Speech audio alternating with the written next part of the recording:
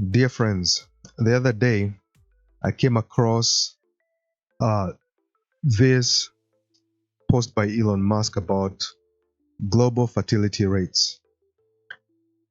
This map shows something very clear. Highly industrialized nations are facing a demographic crisis. Many of them now have negative birth rates. Meanwhile, in many countries across the global south, especially here in Africa, fertility rates are still much higher. Now, this term fertility rate can be a little bit confusing. In this context, it's not about biology, it's about choice. Many women in Western countries are choosing not to have children or have fewer of them. And if you look at the comments under this post by Musk, you probably saw a lot of resistance and much of it coming from ignorance and in some cases just plain racism. But the people spreading that kind of hate are missing the point. This is not about race, it's about choice. And the choice doesn't happen in a vacuum, it happens inside an economy, inside a home and also inside a community. The number one reason given by women when polled for not having children was very simple: the cost, right? And they named the cost of childcare, the cost of housing, and the cost of education. So when you're trying to raise children, it feels like a financial gamble. And a lot of people don't want to play that gamble. That's the problem you're facing. And the solutions to these problems are not some great mystery. They're all well known because other countries have tried them. But you rarely hear them in all these online debates. They would rather focus on other more silly things. But we're talking about things like government subsidized childcare,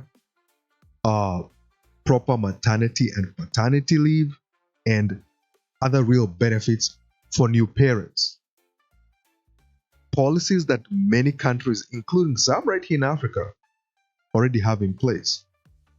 So, why is there so much resistance to these proven solutions that have been applied in other parts of the world? Well, it's not that complicated, actually. Often it's because those benefits would have to be offered to everyone. And that includes people some would rather exclude, people they see as undesirable, right? So instead of solving the problem, they would rather live with a demographic crisis than extend help across ideological and ethnic lines, right? But there's another much deeper factor that hardly anybody talks about, and that is social networks. And by those, I mean family oriented, community oriented social networks.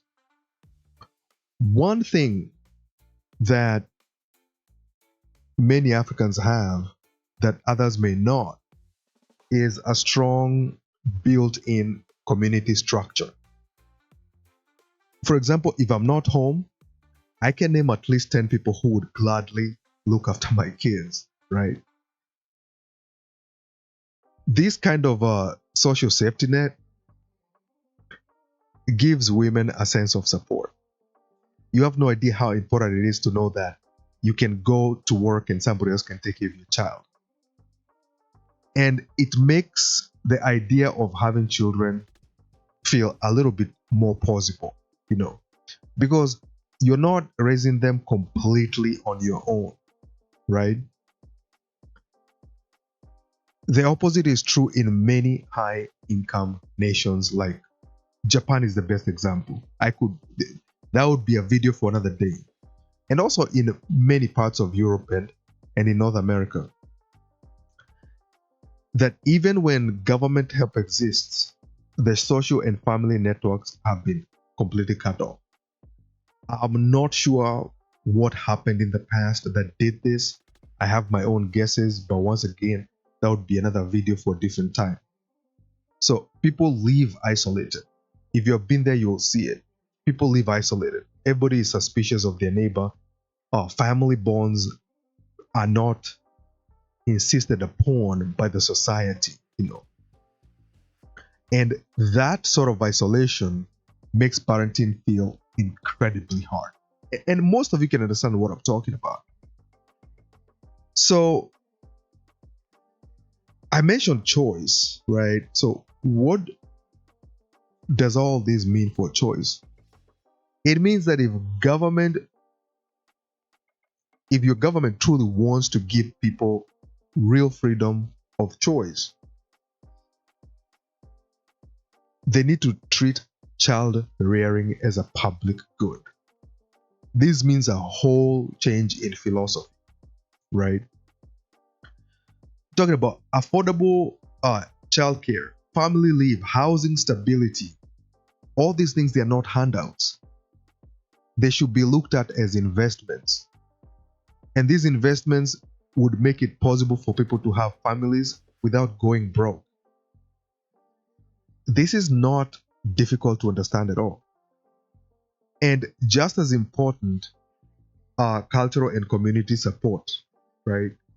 So policies that help rebuild social bonds, that make families and neighborhoods more connected, can make a huge difference.